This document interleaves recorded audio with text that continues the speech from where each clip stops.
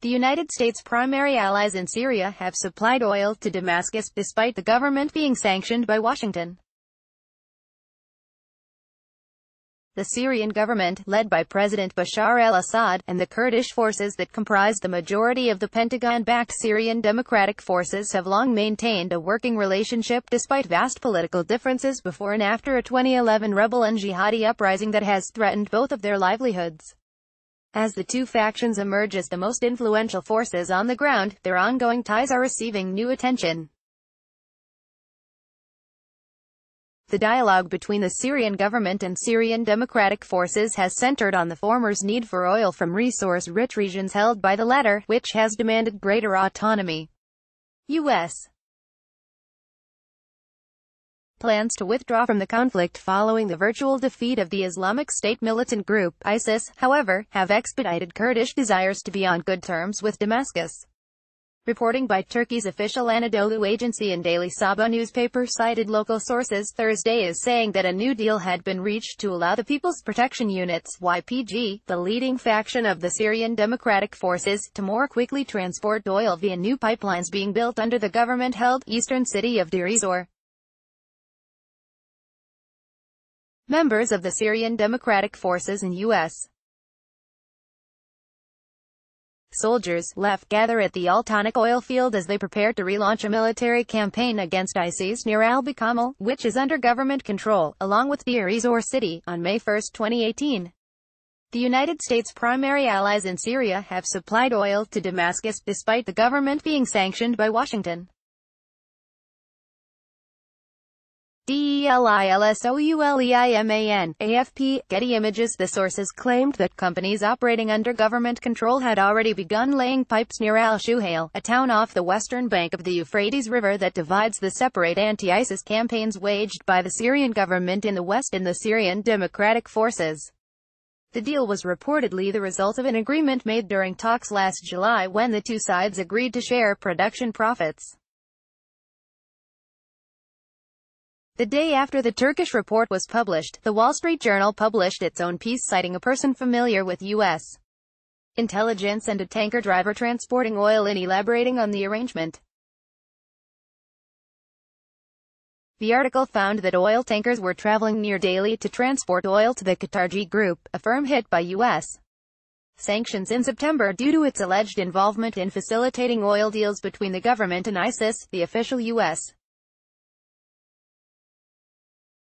military mission in Syria was limited to defeating ISIS, but Washington and its regional allies previously intervened in the country via support for insurgents attempting to overthrow Assad, whom they accused of human rights abuses.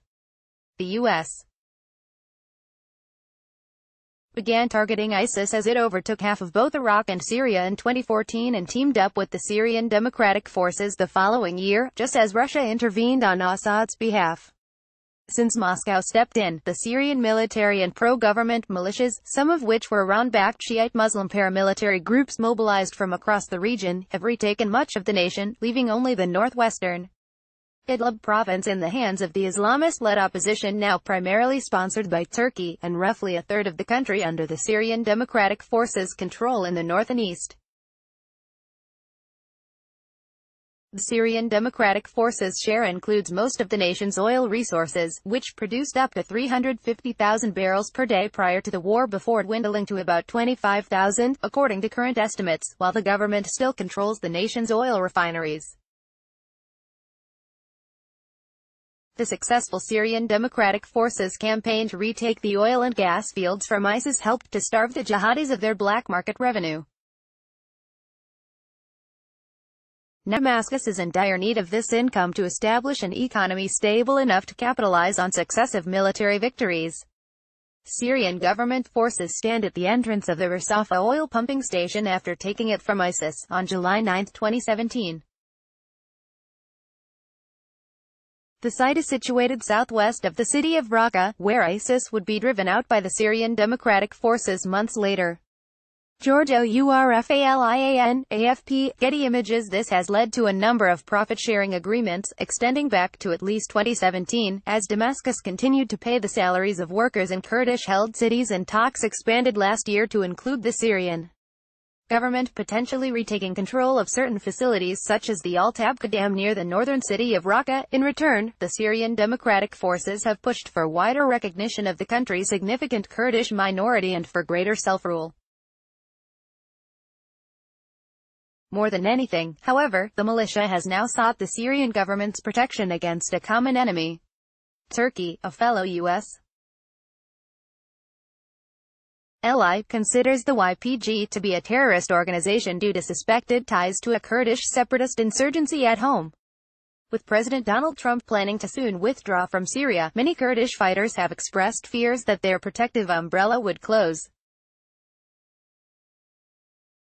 Pro-government groups, too, have clashed with the Syrian Democratic Forces in apparent attempts to seize oil and gas infrastructure, which, along with the rest of the country, Assad has vowed to reclaim through diplomacy or force.